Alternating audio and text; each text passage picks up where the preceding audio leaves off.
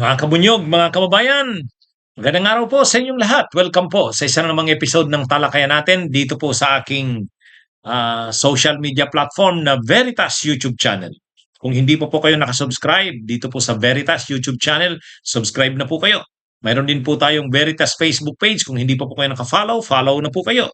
At lagi niyo na pong aabangan itong ating segment dito, ATD. Ano ang totoo dito? Yun. Kasi araw-araw mga kabunyog, maraming nagme-message sa akin dahil sa grabing fake news, disinformation, o gusto nilang malaman kung anong totoo.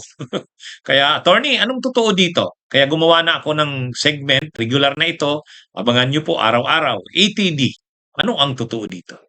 Oh, nagka-tensyon ang mga pro Duterte at saka pro Marcos na mga supporters kanina. Kanina sa harap ng Senado, nagpang-abot ang mga DDS, Duterte diehard supporters at saka ang mga Marcos loyalist. Grabe. Talagang mainit yung tension kanina. Ha?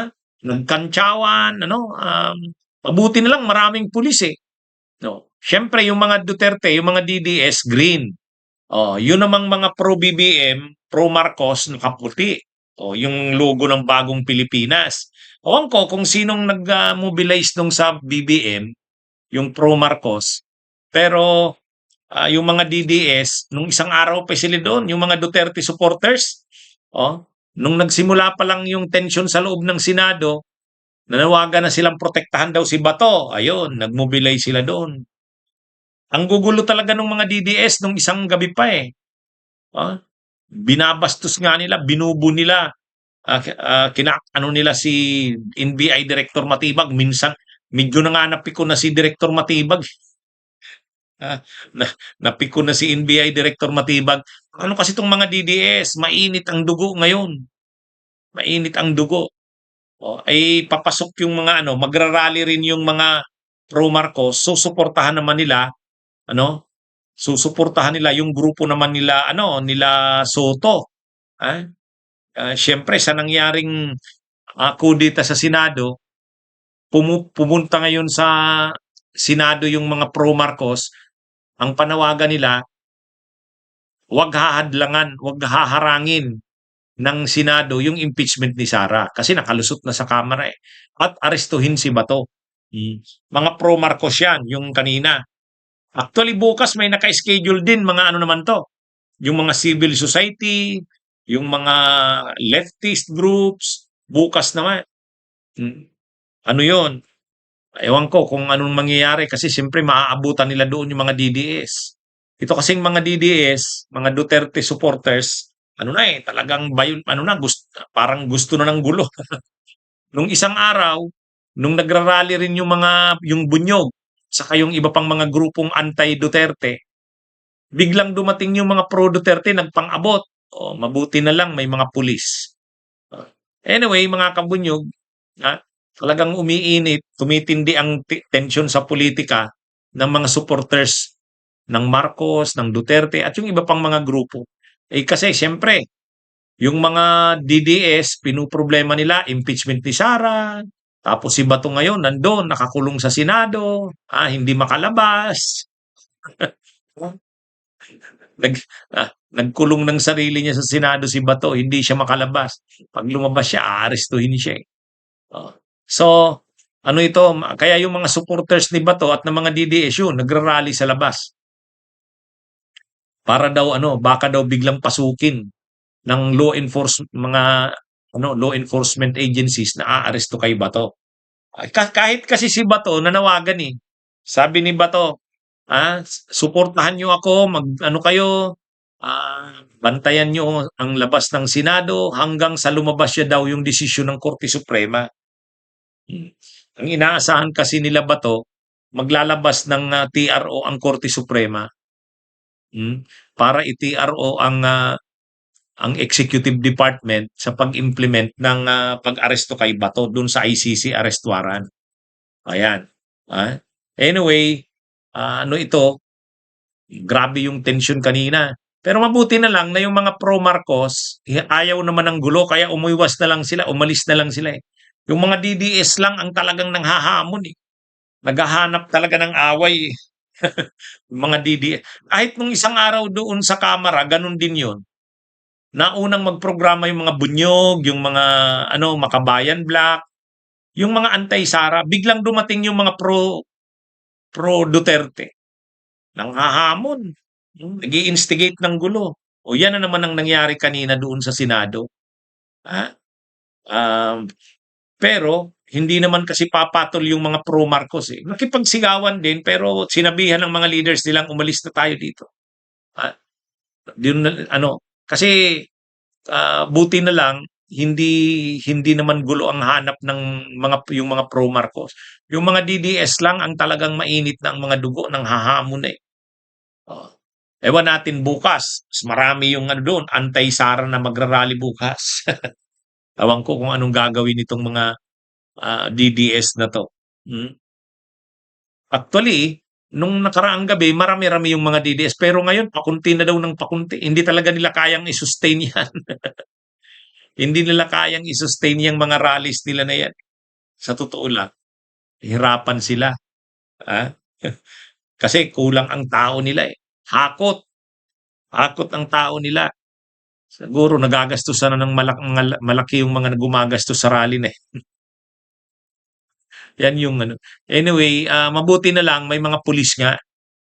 Pag nagpapang-abot yung nagkaanuhan, ah, siya, lalo na pag kinakanta na yung Sara-Sara magnanakaw, yung pikon na pikon yung mga DDS.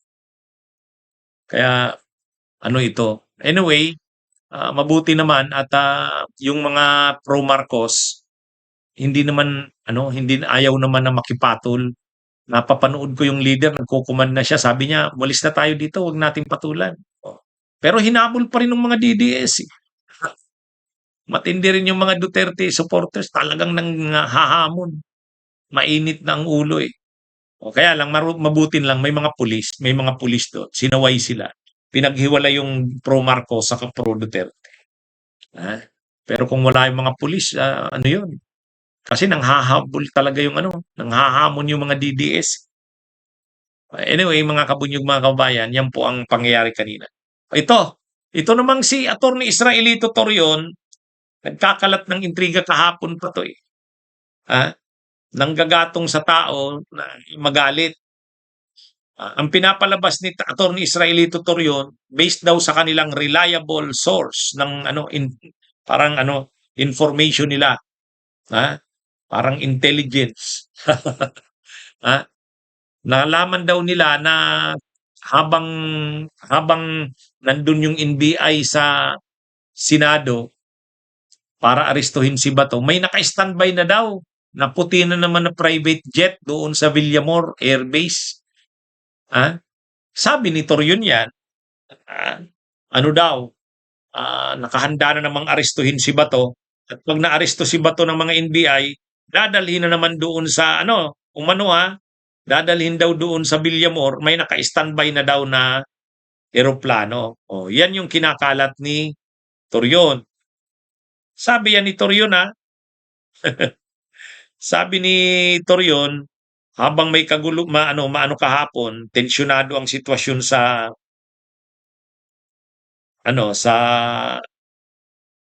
sa Senado, yun daw mayroon daw eroplano doon sa Villamor.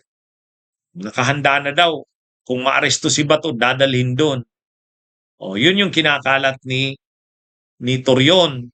Pero sabi naman ng hindi naman daw totoo yun eh. Sabi ng authorities doon sa airport, wala naman daw katotohanan yun. Yan mga kabunyog ang parang ginagatungan lang ni Torion ang sitwasyon para magalit ang mga tao eh. Kahapon pa yan, kinakalat na nila yan, sabi ni Torion, based daw sa kanilang reliable information, ay mayroon daw silang nalaman na mayroong eroplano nang naka-standby. Yan yung sabi ito, hinahanap ko yung sinabi ni Torion. yung eksaktong sinabi ni Torion. Kasi inaano nga nila ito mga kabunyog, pinapalabas nila na talagang planado yung ano kahapon na kahit sila habang ginagawa ng NBI yung pag-aresto ay may naghihintay ng eroplano. Ang pinapalabas nila parang katulad ng ginawa kay Duterte na mayroong naka-standby na eroplano na, nakaabang na. Pero sabi ng CAAP, Civil Aviation Authority, wala naman daw silang namomonitor na eroplano doon. Malamang gawa-gawa na naman ito ni Torion para palabasin na lahat ng nangyari kahapon ay planado. Parang pinagplanuhan talaga si Bato na dadalhin kaagad kahapon sa ICC. Pagka-aresto, tatawagin na naman nila kidnapping. Gano'n na naman tawag nila kidnapping eh. Yan yung madalas na ginagamit ng mga nila Torion. Yan yung kinalat ni Torion kahapon mga kabunyog. Pero yun na nga, ngayon lang, kalalabas lang ng balita. Wala, hindi naman daw. Walang unusual na movements ng mga private na mga jets. Kaya nang iintriga na naman tong si Torion. Mga kabunyog, si Vito de la Rosa lumapit na naman sa Senado. Talagang ay, itong sila Bato, wala nang grabe. Masakit na siguro sa ulo ng Korte Suprema itong mga DDS na to. Lahat na lang ng nangyayari, pumupunta sila sa Korte Suprema. Ano ito kahit kaliit-liit ang bagay, dinadala nila, pumupunta sila sa Korte Suprema.